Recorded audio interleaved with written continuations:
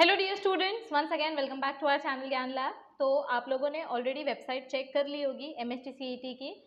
जो बच्चे रिजल्ट का वेट कर रहे थे MST CET PCM 2025 and MST CET PCB 2025, आप लोगों के लिए एक नोटिफिकेशन 2 जून को रिलीज़ किया गया है, यानी कल रिलीज़ किया गया था ऑफिशियल वेबसाइट पे। आप लोगों का जो रिजल्ट है it is expected to be released on 16th June. ऐसा लिखा गया है कि जो टेंटेटिव डेट्स है रिजल्ट की वो 16th जून को दी गई है। अभी महाराष्ट्र में जो भी वेबसाइट में जो भी डेट्स डिक्लेयर होती है एग्जैक्टली उसी दिन रिजल्ट आएगा ऐसा कोई श्योरिटी नहीं होती है। या तो 1-2 दिन पहले भी आ सकता है या तो 1-2 दिन बाद में भी आ सकता है। आप टेंटेटिव ऐसा कंसिडर करके चल सकते हो कि 15 जून से लेके 20 जून के बीच में कभी भी आपका रिजल्ट आ सकता है।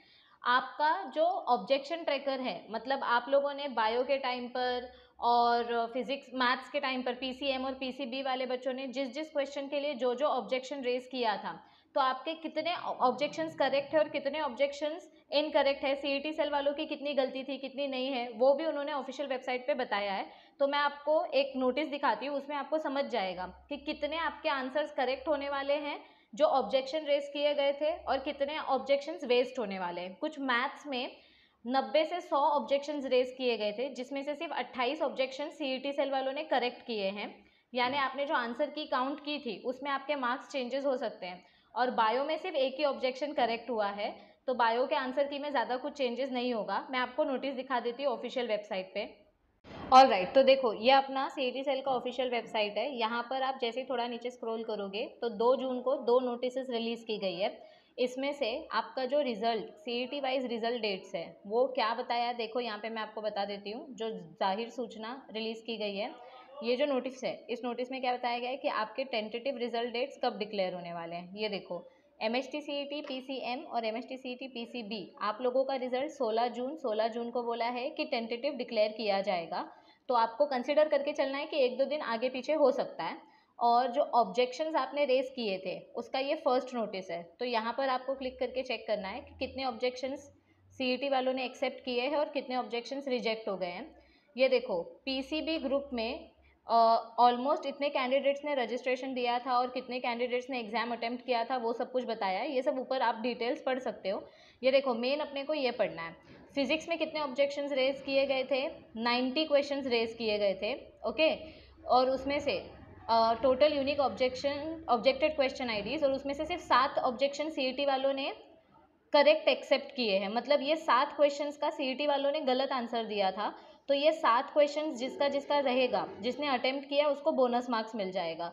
तो 90 ऑब्जेक्शन रेज किए गए थे जिसमें से फिजिक्स के 7 ऑब्जेक्शंस एक्सेप्ट हुए। केमिस्ट्री में 87 ऑब्जेक्शंस रेज किए थे जिसमें से 4 क्वेश्चंस एक्सेप्ट हुए हैं। मैथ्स में 105 ऑब्जेक्शन रेज किए गए थे जिसमें से 28 क्वेश्चंस एक्सेप्ट किए हैं। मतलब सीईटी वालों ने 28 क्वेश्चन का आंसर गलत दिया था, तो जिसने जिसने ये 28 क्वेश्चन अटेम्प्ट किए होंगे उनको बोनस मार्क्स मिलेगा।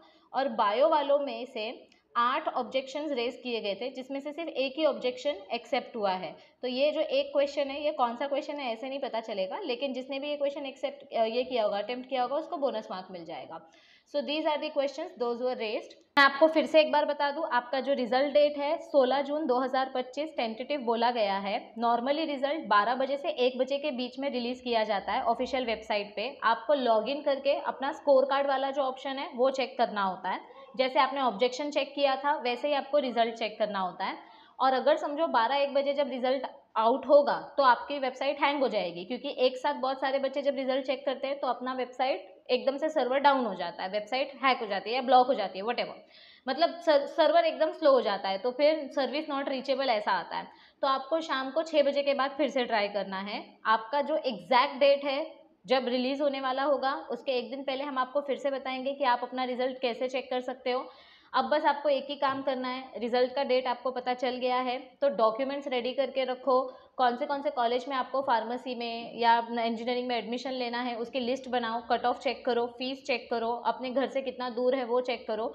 उस हिसाब से अपने प्रेफरेंसेस लिस्ट बनाओ कि मुझे टॉप कॉलेज में पहला नाम ये डालना है, सेकेंड ये डालना है, थर्ड ये डालना है, और इस हिसाब से अपने सारे के सारे फॉर्मेलिटीज़ और डॉक्यूमेंट्स रेडी करके रखो, ताकि जैसे ही रिजल्ट आए 1 हफ्ते के बाद आपका एडमिशन प्रोसेस चालू हो जाता है। एडमिशन प्रोसेस कैसे करना है, फॉर्म कैसे भरना है, स्टेप बाय स्टेप आपको सारी इन्फॉर्मेशन ज्ञान लैब चैनल पे फ्री में प्रोवाइड की जाएगी। जो काउंसलिंग होता है वो ज्ञान लैब चैनल के ज्ञानलैब चैनल के थ्रू अजय सर आपको फ्री में प्रोवाइड करेंगे। बस आपको चैनल को सब्सक्राइब करके रखना और अपने फ्रेंड्स के साथ शेयर भी कर दो।